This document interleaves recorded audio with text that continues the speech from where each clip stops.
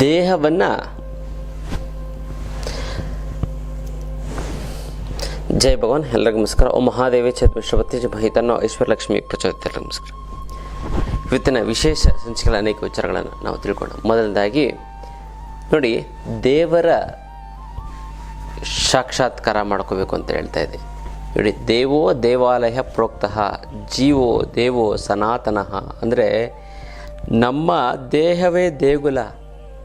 ನಿಮ್ಮ ದೇಹ ಚೆನ್ನಾಗಿಲ್ಲ ಅಂತಂದರೆ ಯಾವ ದೇಗುಲ ನೋಡಿ ಏನು ಪ್ರಯೋಜನ? ಎನ್ನ ಕಾಲೇ ಕಂಬ, ಎನ್ನ ಶಿರವೇ ಹೊನ್ನ ಕಳಸವಯ್ಯ ಅಂತ ಹೇಳ್ತಾರೆ ಅಲ್ಲ. ಹಾಗಾಗಿ ನೋಡಿ, ಮನಸ್ಸಿನ ಒಂದು ದೇಹವನ್ನು ನಾವೇನು ಹೇಗೆ ನಾವು ಸ್ವಚ್ಛ ಮಾಡ್ತೀವಿ, ದೇಹ ಅನ್ನುವಂಥದ್ದು ಒಂದು ದೇವಸ್ಥಾನ, ಮನಸ್ಸು ಅನ್ನುವಂಥದ್ದು ದೇವರು, ಗೊತ್ತಲ್ಲ. ಅದಕ್ಕೋಸ್ಕರ ಎನ್ನ ಕಾಲೇ ಕಂಬ, ಎನ್ನ ದೇಹವೇ ದೇಗುಲ, ಎನ್ನ ಶಿರವೇ ಹೊನ್ನ ಕಳಸವಯ್ಯ ಅಂತ ಹೇಳ್ತಾರೆ. ಹಾಗಾಗಿ ನಮ್ಮ ದೇಹವನ್ನು ನೀರಿನಿಂದ ನಾವು ಶುದ್ಧೀಕರಣ ಮಾಡ್ಕೋತೀವಿ. ಆದರೆ ಮನಸ್ಸಿನ ಸ್ನಾನ ಹೇಗೆ ಮಾಡುವಂಥದ್ದು? ಮನಸ್ಸು ಕೂಡ ಕಲ್ಮಶ ಆಗುತ್ತೆ ತಾನೆ, ಗಲೀಜಾಗುತ್ತೆ ತಾನೆ. ಗರ್ಭಗುಡಿಯಲ್ಲಿ ಯಾವ ರೀತಿ ಪೂಜೆ ಮಾಡಿದ ಹಾಗೆ ಬಿಟ್ಟರೆ ಗಲೀಜಾಗುತ್ತೋ, ಈ ಜೇಡ ಗಿಡ ಎಲ್ಲ ಬಂದು ಕಟ್ಕೊಂಡು ಗಲೀಜಾಗುತ್ತೋ, ಧೂಳು ಕೂತ್ಕೊಳ್ಳುತ್ತೋ, ಅದೇ ರೀತಿ ಮನಸ್ಸಿಗೂ ಕೂಡ ಮಲಿನ ಆಗುತ್ತೆ, ಕಸ ಗಿಸ ಬಂದು ಬೇಡದೆಲ್ಲ ಕೂತ್ಕೊಳ್ಳುತ್ತೆ. ಅದಕ್ಕೆ ಹೇಗೆ ಅದನ್ನು ತಡೆಯುವಂಥದ್ದು? ಹೇಗೆ ಅಂತಂದರೆ ಧ್ಯಾನ. ಪ್ರತಿನಿತ್ಯ ನೀವು ಧ್ಯಾನ ಮಾಡಬೇಕು. ಕೂಡ ನಂಗೆ ಟೈಮೇ ಇಲ್ಲ ಗುರುಗಳು, ಏನು ಮಾಡೋದು? ಏನೂ ಇಲ್ಲ, ಸಿಂಪಲ್ಲಾಗಿ ಧ್ಯಾನ ಹೇಗೆ ಮಾಡೋದು? ಏನು, ಕಣ್ಣು ಮುಚ್ಕೊಂಡು ಕೂತ್ರು, ಯಾವ ಆಲೋಚನೆನೂ ಬರಲಿ, ಕೆಟ್ಟ ಆಲೋಚನೆಗಿರಲಿ ಅದು ಅಲ್ಲೋಲ ಕಲ್ಲೋಲ ಆಗಿ ಶಾಂತವಾಗುತ್ತೆ. ಎಷ್ಟು ನಿಮಿಷ ಮಾಡಬೇಕು? ಕೇವಲ 3 ನಿಮಿಷದ ಧ್ಯಾನ. 3 ನಿಮಿಷದ ಧ್ಯಾನ ನಿಮ್ಮ ಮನಸ್ಸಿನ ಮಾಲಿನ್ಯತೆಯನ್ನು ಕೊಡುತ್ತೆ. ನೀವು ಏನಾದ್ರು ಸುಮ್ಮನೆ ಕಣ್ಣು ಮುಚ್ಕೊಂಡು ಕೂತ್ಕೋಬೇಕು, ಮಲ್ಕೋಬಾರ್ದು. ಮಲ್ಕೊಂಡು ನೀವು ಧ್ಯಾನ ಮಾಡೋದು ನಾವು ನೋಡಿದ್ದೀವಿ, ನಿದ್ದೆ ಮಾಡೋದನ್ನು. ಅದಲ್ಲ, ಕೂತ್ಕೋಬೇಕು, ಕಣ್ಣು ಮುಚ್ಕೋಬೇಕು ಅಷ್ಟೇ. ಬೆಳಗ್ಗೆ ಎದ್ದ ತಕ್ಷಣ ನೀವು ಇವತ್ತೆಲ್ಲ ಏನೇನು ಮಾಡಲಿ ಅಂತ 3 ನಿಮಿಷ, ಕೇವಲ 3 ನಿಮಿಷ ಕಣ್ಣು ಮುಚ್ಕೊಂಡು ಕೂತ್ಕೊಳ್ಳಿ, ಕಣ್ಣು ಬಿಡಬಾರ್ದು. ಪ್ರಾಕ್ಟೀಸ್ ಮಾಡಿ. ಮೊದಲು ನೀವೇನು ಮಾಡಿ, ನಿಮ್ಮ ಧ್ಯಾನನೇ ಬರಲ್ಲ ಅಂದರೆ ಫಸ್ಟ್ 1 ನಿಮಿಷ, ಬೆಳಗ್ಗೆ ಎದ್ದ ತಕ್ಷಣ 1 ನಿಮಿಷದ ಧ್ಯಾನ. ಆಮೇಲೆ 2ನೇ ದಿನ 3ನೇ ದಿನ ಅಥವಾ 1 ವಾರ ಆದಮೇಲೆ 2 ನಿಮಿಷದ ಧ್ಯಾನ. ಮತ್ತು 1 ವಾರ 15 ದಿನ ಅಂದರೆ 3 ನಿಮಿಷದ ಧ್ಯಾನ ಮಾಡಿ. 1 ನಿಮಿಷ, ಜಸ್ಟ್ 3 ನಿಮಿಷ. ಇಷ್ಟು ಮಾಡೋಕ್ಕಾಗಲ್ವಾ? ಅಷ್ಟು ಮಾಡಿದ್ರೆ ಸಾಕು. ನಿಮಗೆ ಬೆಳಗ್ಗೆ ಎದ್ದ ತಕ್ಷಣ ಈ ದೇಹವನ್ನು ಯಾವ ರೀತಿ ಸ್ನಾನ ಮಾಡ್ಕೋತೀರೋ ಅದೇ ರೀತಿ ಮನಸ್ಸನ್ನು ಸ್ನಾನ ಮಾಡಿದ ಹಾಗೆ.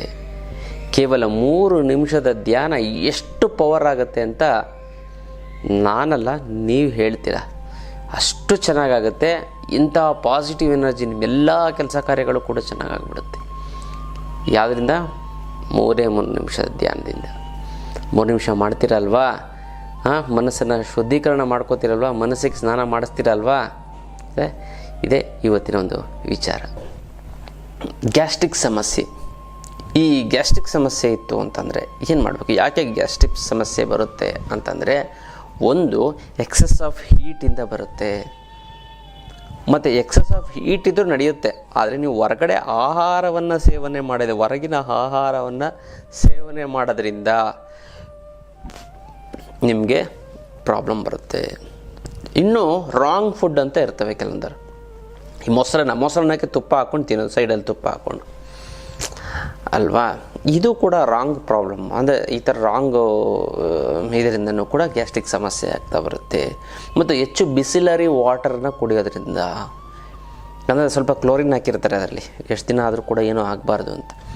ಆದಿದ್ರೂ ಕೂಡ ಇದು ಆಗುತ್ತೆ. ಗ್ಯಾಸ್ಟ್ರಿಕ್ ಸಮಸ್ಯೆಗಳು ಕಂಡುಬರುತ್ತೆ. ಅದಕ್ಕೋಸ್ಕರ ಯಾವ ಒಂದು ಮುದ್ರೆಯನ್ನು ಮಾಡಿದ್ರೆ ತುಂಬ ಅನುಕೂಲ ಆಗುತ್ತೆ ಅಂತ ನಾವು ನೋಡೋದಾಯಿತು ಅಂತಂದರೆ, ಮತ್ತು ಗ್ಯಾಸ್ಟ್ರಿಕ್ಗೆ ಏನಿಲ್ಲ, ಸಿಂಪಲ್ಲಾಗಿ ನೀವು ಎಂಥ ಗ್ಯಾಸ್ಟ್ರಿಕ್ ಸಮಸ್ಯೆ ನಮ್ಮ ಒಂದು ಶಿಬಿರಕ್ಕೆ ಅಟೆಂಡ್ ಮಾಡಿ, ಕ್ಯೂರ್ ಆಗಿಬಿಡ್ತದೆ. ವರ್ಷಾನುಗಟ್ಟಲೆ ಸಿರಪ್ ತೊಗೊಂಡ್ರೂ ಕೂಡ ಗುಣ ಆಗದಿರೋಂಥದ್ದು ನಮ್ಮ ಒಂದು ಇದರಲ್ಲಿ ಗುಣ ಆಗುತ್ತೆ. ಯಾವುದೇ ಕಾಯಿಲೆ ಆಗಿದೆ ಅದು ಏನು ಅಂತ ಚಿಟ್ಟಿಗೆ ಇದನ್ನು ತೊಗೊಳ್ಳಿ ಸಾಕು. ಯಾವುದು? ಏಲಕ್ಕಿ ಪೌಡರ್ನ ಚೆನ್ನಾಗಿ ಅರೆದ್ಬಿಟ್ಟು ಸ್ವಲ್ಪ ಬಾಯಲ್ಲಿ ಚಿಟಿಕೆ ಹಾಕ್ಕೊಂಡು ನೀರು ಕುಡೀರಿ. ಅಥವಾ ಹಾಗೆ ಅದನ್ನು ಚಿಪ್ತಾ ಒಳಗಡೆ ನೀವು ಸೇವನೆ ಮಾಡ್ತು ಅಂತಂದರೂ ಕೂಡ ಅದು ನಿಮಗೆ ಗ್ಯಾಸ್ಟ್ರಿಕ್ ಸಮಸ್ಯೆ ಹೊರಟೋಗ್ಬಿಡ್ತದೆ. ಜೊತೆಗೆ ಇದೊಂದು ಮುದ್ರೆಯನ್ನು ಮಾಡಿ ಖಂಡಿತವಾಗ್ಲೂ ಒಳ್ಳೆಯದು. ಯಾವ ಒಂದು ಮುದ್ರೆ ಅಂತಂದರೆ ಹೃದಯ ಮುದ್ರೆಗೆ ಜೊತೆಗೆ ಅಪಾನ ಮುದ್ರೆ, ಹೆಬ್ಬೆರಳು ಪ್ಲಸ್ ಮಧ್ಯದ ಬೆರಳು ಪ್ಲಸ್ ಉಂಗುರ, ತೋರ್ಬೆರಳು ಕಿರುಬೆರಳು ನೇರವಾಗಿರುವಂತೆ ಎಚ್ಚರ ವಹಿಸಬೇಕು. ಇದನ್ನು ಜಸ್ಟ್ 15 ನಿಮಿಷಗಳ ಕಾಲ ಮಾಡ್ತಂದರೆ ಯಾವುದೇ ರೀತಿಯಂಥ ಗ್ಯಾಸ್ಟ್ರಿಕ್ ಸಮಸ್ಯೆಗಳು ನಿವಾರಣೆ ಆಗುತ್ತೆ. ಇಮ್ಮಿಡಿಯೇಟಾಗಿ ನೀವು ಇವಾಗ ನೀವು ಗ್ಯಾಸ್ಟ್ರಿಕ್ ಸಮಸ್ಯೆ ಅಂದ್ಬಿಟ್ಟು ನೀವು ಇದನ್ನು ನೀವು ಮಾಡಿ ವಿತಿನ್ 20-25 ಮಿನಿಟ್ಸ್ ಮತ್ತು ಹೊಟ್ಟೆ ನೋವಿದ್ರೂ ಕೂಡ ಇದು ಹೊರಟೋಗ್ಬಿಡ್ತದೆ. ಅದು ನಾನು ಹೇಳುವಂಥ ಸಿಂಪಲ್ಲಾಗಿ ಮನೆಯಲ್ಲೇ ಮಾಡುವಂಥ ಒಂದು ರೆಮಿಡಿನ ಇಟ್ಕೊಂಡು ಮಾಡ್ತು ಅಂತಂದ್ರೂ ಕೂಡ ನಿಮಗೆ ಗ್ಯಾಸ್ಟ್ರಿಕ್ ಸಮಸ್ಯೆ ನಿವಾರಣೆ ಆಗುತ್ತೆ. ಅದನ್ನು ಮಾಡ್ಕೊಳ್ಳಿ, ಚೆನ್ನಾಗಾಗುತ್ತೆ ಅಲ್ಲ. ಇದು ವಿಶೇಷವಂತ ಮುದ್ರೆಯ ವಿಚಾರ.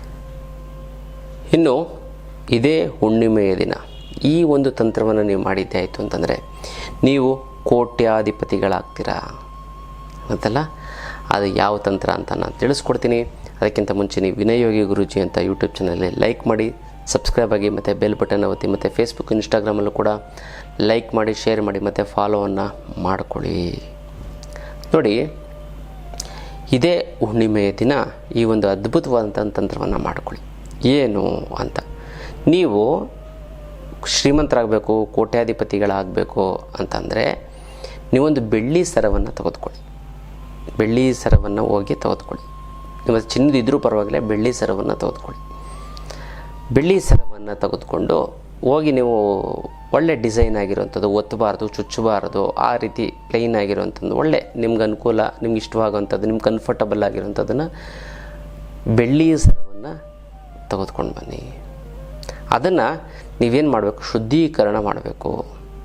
ರುದ್ರಾಕ್ಷಿ ಅಥವಾ ಯಾವುದೇ ಒಂದು ಇದು ಮಾಡಬೇಕಾದ್ರೂ ಕೂಡ ನೀವು ತೆಗೆದುಕೊಂಡು ಬಂದು ಮನೆಯಲ್ಲಿ ಒಂದು ಬಟ್ಲಲ್ಲಿ ಕಲ್ಲುಪ್ಪು ಮತ್ತು ಸ್ವಲ್ಪ ಅರಿಶಿನ ಎರಡನ್ನೂ ಹಾಕಿ ಚೆನ್ನಾಗಿ ಮಿಕ್ಸ್ ಮಾಡಿ ಅದರ ಒಳಗಡೆ ಈ ಬೆಳ್ಳಿ ಸರವನ್ನು ಹಿಡಿ. ಸ್ವಲ್ಪ ಚಿಟಿಕೆ ಅರಿಶಿನ ಹಾಕಿದ್ರೆ ಸಾಕು. ಆಮೇಲೆ ನೀವೇನು ಮಾಡಬೇಕು ಅಂತಂದ್ರೆ 1/4 ಗಂಟೆ ಅರ್ಧ ಗಂಟೆ ಆದಮೇಲೆ ಅದನ್ನು ನೀಟಾಗಿ ಮತ್ತೆ ತೊಳೆದು ಅದನ್ನು ಒರೆಸ್ಬೇಕು. ಅಲ್ಲಿ ನೆಗೆಟಿವ್ ವೈಬ್ರೇಷನ್ಸ್ ಏನೇ ಇದ್ದರೂ ಹೊರಟೋಗ್ಬಿಡುತ್ತೆ. ಇದು ಬೆಳ್ಳಿ ಸರ ಪಳಪಳ ಅಂತ ಹೊಳಿತಾ ಇರುತ್ತೆ, ಅಲ್ಲದ್ರೆ ವೈಬ್ರೇಷನ್ ಹೋಗಬೇಕು ಅಂತಂದರೆ ಈ ಉಪ್ಪು ಮತ್ತು ಇದು ಬೇಕೇ ಬೇಕು ಅದಲ್ಲ. ಆಮೇಲೆ ನೀಟಾಗಿ ಇದನ್ನು ಒರೆಸಿ ನೀವು ಹುಣ್ಣಿಮೆಯ ದಿನ ನೀವೊಂದು ಲೋಟ ತೆಗೆದುಕೊಳ್ಳಿ. ಒಂದು ಯಾವುದೋ ಗಾಜಿನ ಲೋಟ ಇರಬೇಕು. ಈ ಗಾಜಿನ ಲೋಟವನ್ನು ತೆಗೆದುಕೊಂಡು ನೀವು ಅದರ ಒಳಗಡೆ ನೀವು ಈ ಒಂದು ಸರವನ್ನು, ಬೆಳ್ಳಿಯ ಸರವನ್ನು ಒಳಗಡೆ ಹಾಕಬೇಕು. ಒಳಗಡೆ ಹಾಕಿ ನೀವೇನು ಮಾಡಬೇಕು ಅಂತಂದರೆ ಪಂಚಗವ್ಯವನ್ನು ಹಾಕಬೇಕು. ಅದ್ರ ಪ್ರಭಾವ ನೋಡಿ, ಹುಣ್ಣಿಮೆ ಅಂತಂದರೆ ಚಂದ್ರ ಅಂದರೆ ಶುಕ್ರ, ಅದು ದುಡ್ಡು ಬರುವಂಥದ್ದು. ಇನ್ನು ಬರಬೇಕಾಗಿರೋ ದುಡ್ಡು ಬರ್ತಾ ಇಲ್ಲ ಅಂತಂದರೆ, ಕೊಡೋರಿಗೆ ಕೊಡೋಕ್ಕಾಗ್ತಾ ಇಲ್ಲ ಅಂದರೆ, ಸಿಕ್ಕಾಪಟ್ಟೆ ಸಾಲ ಆಗಿತ್ತು ಅಂದರೆ, ಗುರುಗಳೇ ದುಡ್ಡು ನೀರು ಥರ ಖರ್ಚಾಗ್ತಾ ಇದೆ, ಎಲ್ಲಿ ಹೋಗ್ತಾಯಿದೆ ಎಲ್ಲಿ ಬರ್ತಾಯಿದೆ ಗೊತ್ತೇ ಆಗ್ತಾಯಿಲ್ಲ ಅನ್ನೋಂಥವ್ರಿಗೆ ಏಕೈಕ ರಾಮಬಾಣ ಅಂದರೆ ಅಷ್ಟಲಕ್ಷ್ಮಿ ಯಂತ್ರ. ಈ ಅಷ್ಟಲಕ್ಷ್ಮಿ ಯಂತ್ರವನ್ನು ಮನೆಯಲ್ಲಿ ಪ್ರತಿಷ್ಠಾಪನೆ ಮಾಡಿದ್ದೇ ಆಯಿತು ಅಂದರೆ ಅದೆಂಥದ್ದೇ ಹಣಕಾಸಿನ ಸಮಸ್ಯೆ ಇದ್ದು ಸಂಪೂರ್ಣವಾಗಿ ನಿವಾರಣೆ ಆಗಿಬಿಡುತ್ತೆ. ಸಾಲ ಸೋಲಗಳೆಲ್ಲ ಸಂಪೂರ್ಣವಾಗಿ ತೀರೋಗುತ್ತೆ. 6 ತಿಂಗಳಲ್ಲಿ ಅದೆಂಥದ್ದೇ ಸಾಲ ಇದ್ದರೂ ಕೂಡ ತೀರೋಗುತ್ತೆ. ಬೇಡ 1 ವರ್ಷ ತೊಗೊಳ್ಳಿ ಬೇಡ 1 ವರ್ಷದಲ್ಲಿ ಒಂದು ಅರ್ಧ ತೀರೋದ್ರೂ ನೀವು ಎಷ್ಟೊಂದು ನಿರಾಳತೆ ಬಂದ್ಬಿಡ್ತದೆ ಗೊತ್ತಲ್ಲ. ಈ ಒಂದು ಯಂತ್ರಕ್ಕೆ ಮುಟ್ಟು ಕಟ್ಟು ಚಟ್ಟು ಮಡಿ ಮೈಲಿಗೆ ಸೂತ್ಕ ಗೀತ್ಕ ವೆಜ್ಜು ನಾನ್ ವೆಜ್ಜು ಜಾತಿ ಗೀತಿ ದಿಕ್ಕು ಆ ಥರದ್ದು ಏನಿಲ್ಲ. ಇಟ್ಟೆ ಕೆಲಸ ದೇವ್ರ ಮಲ್ಲಾರು ಇಡ್ಬೋದು, ಬೀರ್ನಲ್ಲಾರು ಇಡ್ಬೋದು. ಪ್ರತಿದಿನ ಪೂಜೆ ಮಾಡಲೇಬೇಕು ಅಂತ ಏನಿಲ್ಲ. ಪೂಜೆ ಮಾಡಲಿಲ್ಲ ಅಂತಂದ್ರೂ ಕೂಡ ನಡೆಯುತ್ತೆ. ಜೊತೆಗೆ ಇದು ಕರ್ಮ ಕಳೆದಿದ್ರೆ ಮಾತ್ರ ತೊಗೊಳಕ್ಕಾಗೋದು. ಎಲ್ಲರ ಕೈಲೂ ಅಷ್ಟು ಸುಲಭವಾಗಿ ಬರೋದಿಲ್ಲ. ಸಂಕಲ್ಪ ಮಾಡ್ಕೊಳ್ಳಿ. 10-20 ಬಾರಿ ನೀವು ಸಂಕಲ್ಪ ಮಾಡಿಕೊಂಡ್ರೆ ಅದು ಹೇಗೋ ನಿಮ್ಮ ಮನೆ ಒಳಗಡೆ ಬರ್ತದೆ. ಸಾಕ್ಷಾತ್ ಮಹಾಲಕ್ಷ್ಮಿ ಯಂತ್ರದ ಮೂಲಕ ನಿಮ್ಮ ಮನೆಗೆ ಬಂದು ಸ್ಥಿರವಾಗಿ ನಿಲ್ತಾಳೆ. ಇನ್ನು ಈ ಅಷ್ಟಲಕ್ಷ್ಮಿ ಅಂತ ನಿಮ್ಮ ಮನೇಲಿ ಇತ್ತು ಅಂತಂದರೆ ಯಾವುದೇ ಕಾರಣಕ್ಕೂ ನೀವು ತಲೆ ಕೆಡಿಸ್ಕೊಳಕ್ಕೆ ಹೋಗ್ಬಿಡಿ. ಹಣಕಾಸನ್ನ ಮರೆತು ಬಿಡಿ, ಬೇರೆ ಬಗ್ಗೆ ನೀವು ಯೋಚನೆ ಮಾಡಿ. ಅಂಥ ಒಂದು ಅದ್ಭುತವಾದ ಒಂದು ಶಕ್ತಿ, ಗಿಡಮೂಲಿಕೆಗಳನ್ನೆಲ್ಲ ಕುಟ್ಟಿ ಪುಡಿ ಮಾಡಿ ಅರೆದು ಒಣಗಿಸಿ ಭಸ್ಮ ಮಾಡಿ ಈ ಒಂದು ಯಂತ್ರನ ಪ್ರಾಣ ಪ್ರತಿಷ್ಠಾಪನೆ ಮಾಡಿ ಶಕ್ತಿ ತುಂಬಿ ಇಟ್ಟಿರುವಂಥ ಒಂದು ಯಂತ್ರ. ಈ ಯಂತ್ರವನ್ನು ನೀವು ಪ್ರತಿಷ್ಠಾಪನೆ ಮಾಡಿ ನಿಮ್ಮ ಹಣಕಾಸಿನ ಸಮಸ್ಯೆಯ ಸಂಪೂರ್ಣ ನಿವಾರಣೆನ ನೀವೇ ನೋಡ್ತೀರ. ಹಾಗಾಗಿ ಇದನ್ನು ಇನ್ನು ಅತ್ಯದ್ಭುತವಾದಂಥ ಒಂದು ಅಷ್ಟಲಕ್ಷ್ಮಿ ಯಂತ್ರದ ವಿಚಾರ. ಮತ್ತು ಆಧ್ಯಾತ್ಮದ ಪಯಣದಲ್ಲಿ ನಾವೇನು ಮಾಡ್ತಾಯಿದ್ದೀವಿ ಅಂತಂದರೆ ಕಾಮಾಖ್ಯಗೆ ಹೋಗ್ತಾ ಇದ್ದೀವಿ. ಈ ಕಾಮಾಖ್ಯದಲ್ಲಿ ಯೋನಿ ಪೀಠ ಇದೆ. 52 ಶಕ್ತಿಪೀಠಗಳಲ್ಲಿ ಒಂದಾದಂತಹ ಪ್ರಮುಖವಾದಂತಹ ಒಂದು ಪೀಠ ಯಾವುದು ಅಂತಂದರೆ ಮೊದಲನೇ ಸ್ಥಾನದಲ್ಲಿರುವಂಥ ಪೀಠ ಅಂತಂದರೆ ಈ ತಾಯಿಯ ಒಂದು ಯೋನಿ ಪೀಠ, ಅದು ಕಾಮಾಖ್ಯದಲ್ಲಿದೆ.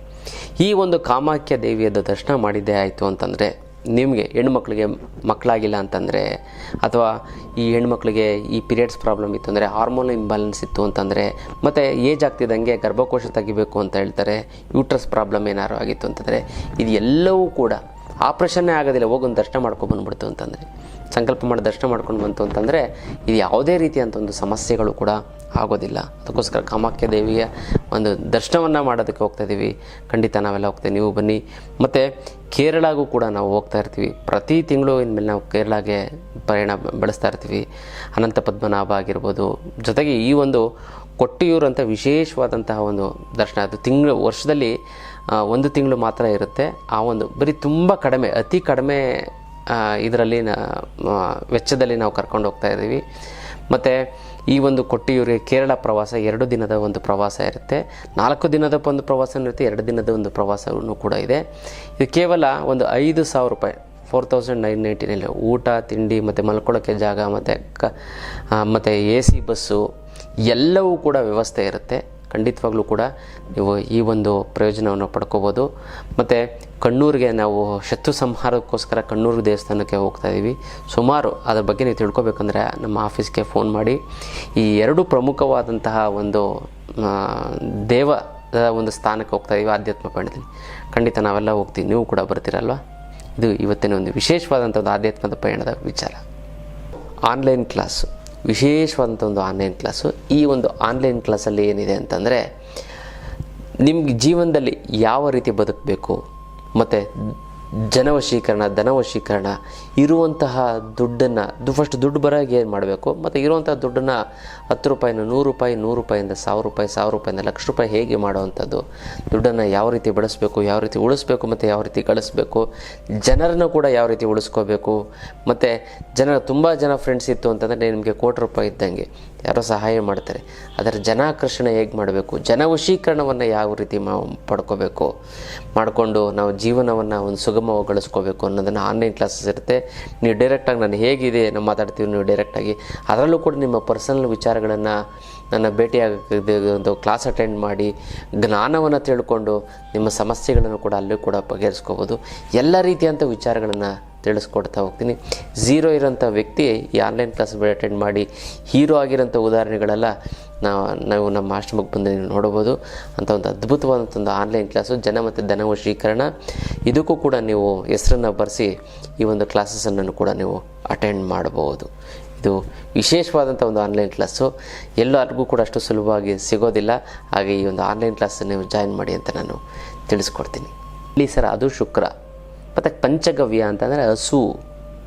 ಪಂಚಗವ್ಯ ಅಂತಂದರೆ ಹಸುವಿನಿಂದ ಮಾಡಲ್ಪಟ್ಟಂಥ ಪದಾರ್ಥಗಳು ಯಾವುದು ಅಂತಂದರೆ, ಹಾಲು ಹಾಕಬೇಕು ಸ್ವಲ್ಪ, ಸ್ವಲ್ಪ ಒಂದು ಲೋಟ ಇತ್ತು ಅಂತಂದರೆ ಸ್ವಲ್ಪ ಒಂದು 2-3 ಸ್ಪೂನ್ ಹಾಲು, ತುಪ್ಪವನ್ನು ಹಾಕಬೇಕು, ಬೆಣ್ಣೆಯನ್ನು ಹಾಕಬೇಕು, ಮೊಸರನ್ನು ಹಾಕಬೇಕು, ಸ್ವಲ್ಪ ಮೊಸರು 2 ಸ್ಪೂನ್ ಹಾಕಿದ್ರೆ ಸಾಕು.